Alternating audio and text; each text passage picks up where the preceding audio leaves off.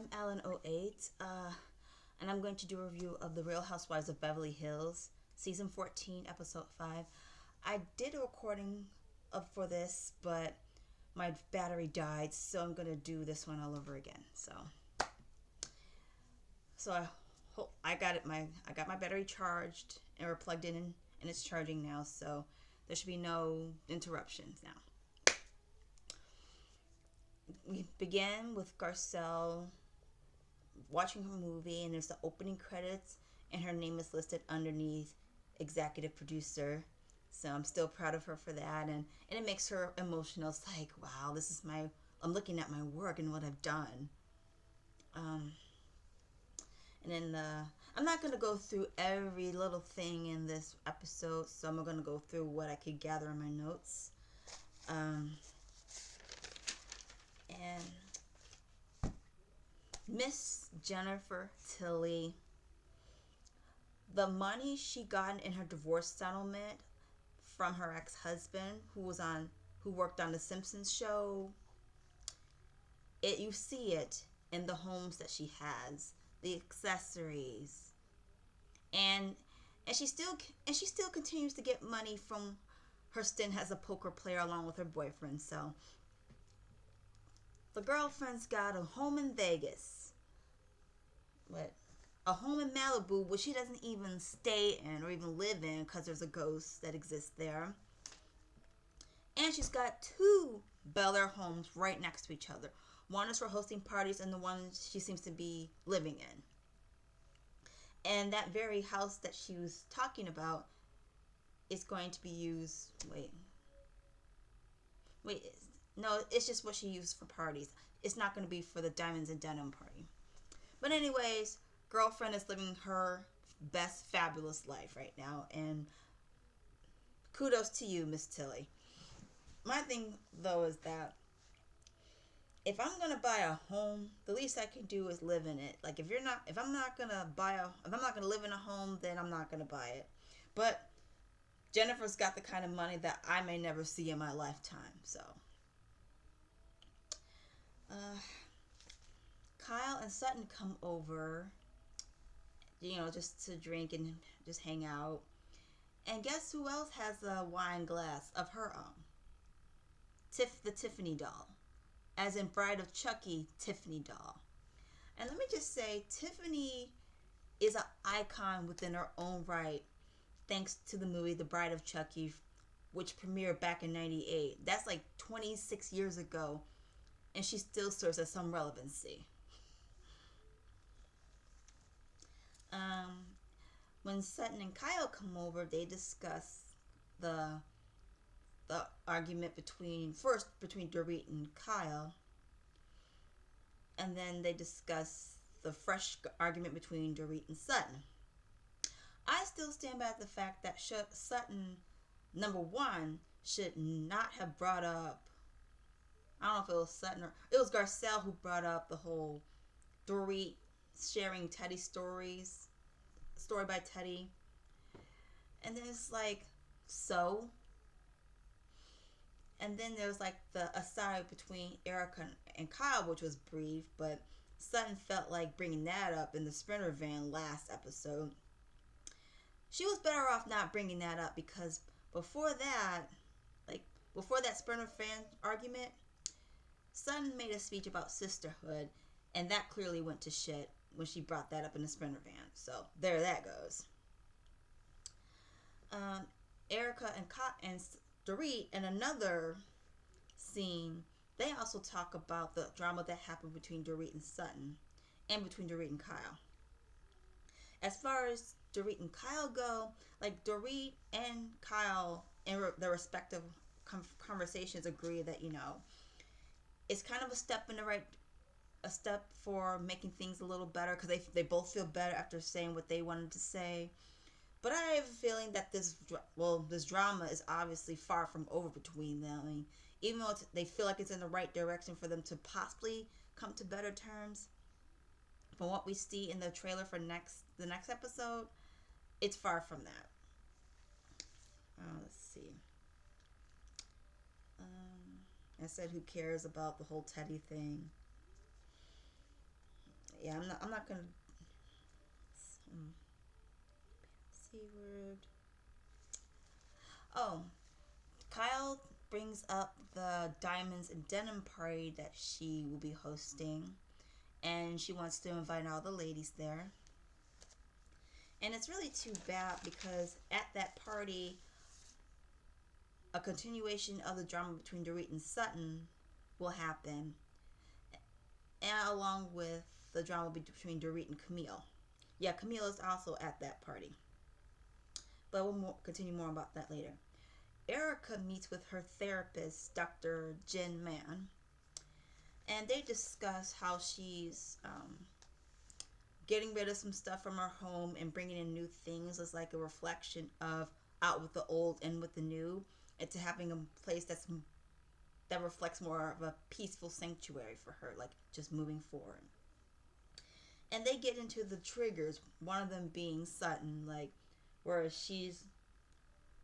she blows up at little things, whereas Erica's trying to forget about the drama and just move forward.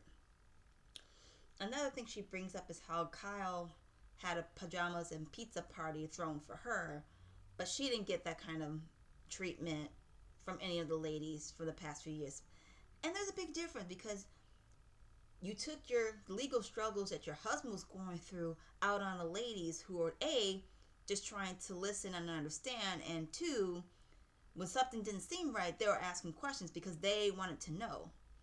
I mean, there's only so much support they can give you when all this stuff is coming out. So, what made you think you deserved a pizza party, especially for your attitude?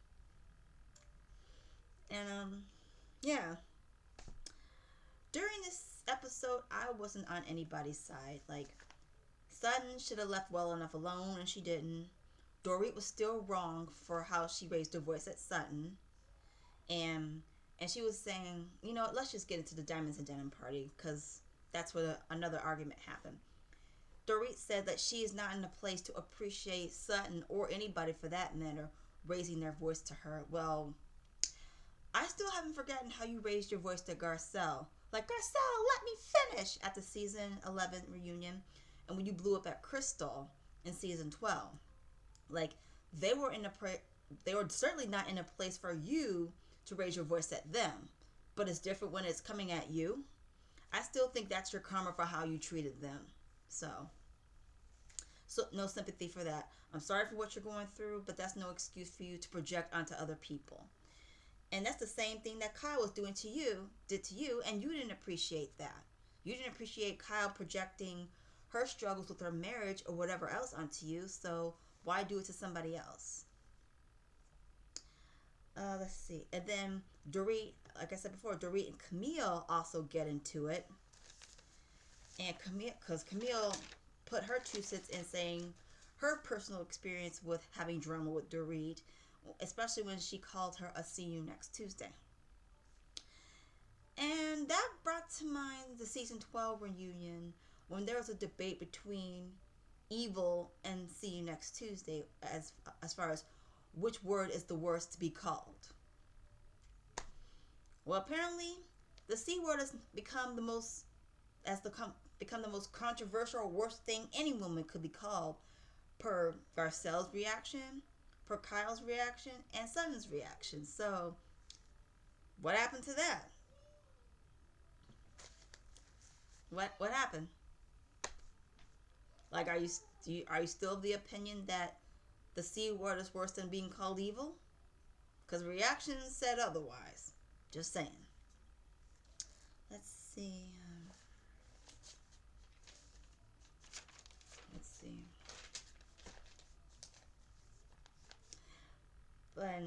And it's kind of funny, but it's kind of not to Erica. But when Camille forgets Erica's name, like when Camille referred to Erica as her, and Erica's looking like she wanted to say like, really, bitch, you don't know my name. And then her confessional was just like you, this bitch right here.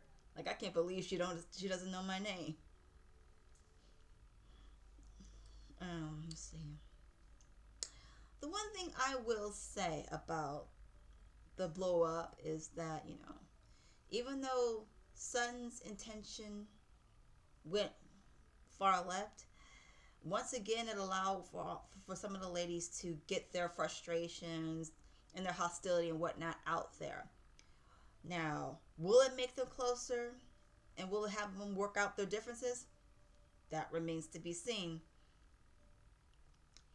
And like I said, I probably mentioned something earlier about the next episode. It doesn't look like it's getting any better, because apparently there's been something, like Dorit mentioned something about, what was it? Kyle mentioned something about how she'll stop speaking with PK during text, because so apparently somebody told Dorit that Kyle and PK have exchanged text messages, or like they have their own communication going on. And that goes, and I'm thinking whether it was Garcelle or Sutton that told Dorit this, or how, because I was just trying to figure out, well, how did that get out? Because Garcelle and Sutton were talking about, well, Garcelle mentions to Sutton that Kyle told her that she and PK have communicated with each other. And when I heard that, I was thinking, Garcelle, I love you, but why did you feel the need to say anything? Because I thought it was understood that if someone tells you something, it's told in confidence. Like, why would you feel the need to tell anybody, especially Sutton? Now, I don't know if it was Sutton or Garcelle that opened their mouths, but you could have kept that between yourself and Kyle. Just saying. Because that's the same thing as Dorit mentioning to the ladies, that about what Crystal told her, and it's like you could have kept that to yourself. But that's just me. I don't know. I can't wait to see the next episode, and see how that came to be. Cause that was one of the main things shown in the season 14 trailer, where like it looked like they almost come to blows with each other. So let's see how that turns out. But yeah, that's all I got.